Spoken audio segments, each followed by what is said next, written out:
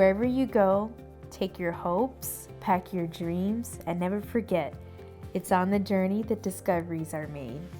Isabel is the light of my life. She has slowed me down in the best way.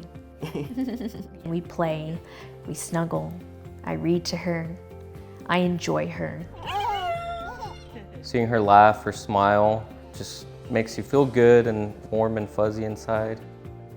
Her birthday is January 15th, 2021. I will never forget that day. I had an uncomplicated pregnancy. I didn't have any medical issues. I went to all my prenatal visits. Right after Isabel was born, the first thing I heard was her cries. The next thing I remember seeing is her plump cheeks. I remember telling myself it was worth every single donut I ate in the last trimester.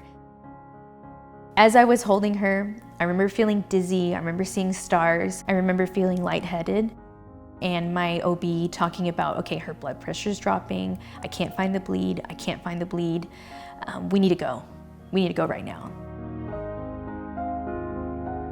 Things took a turn quick. The medical team was very responsive. They knew that they had to go to the operating room to address this and handed me Isabel and rushed off.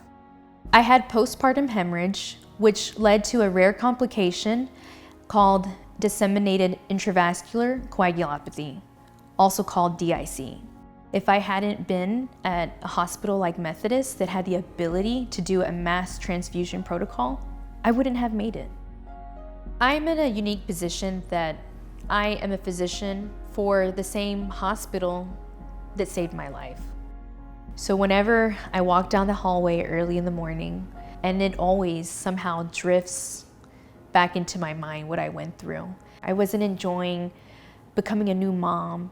I felt sadness in the way that my delivery hadn't looked like what most deliveries we see are presented to us. My body was under so much physical stress that the last thing my body cared about was making milk. And I was so disappointed in myself, even though it's not my fault.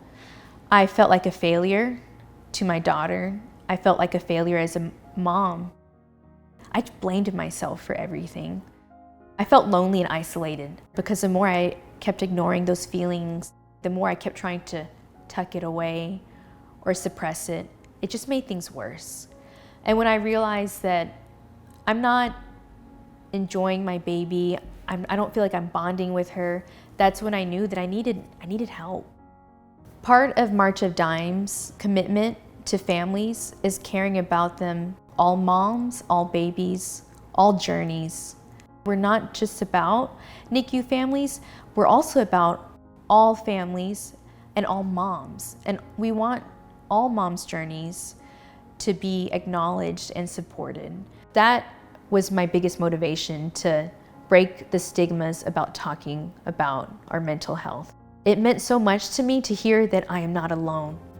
One thing is for sure, you are here, and because you are here, and if I could do one thing for Isabel, it's to teach her that it's so important to talk about the tough challenges that we go through. I wouldn't want her to feel ashamed. I would want her to talk to me because I'm right there and I'm ready to lift her up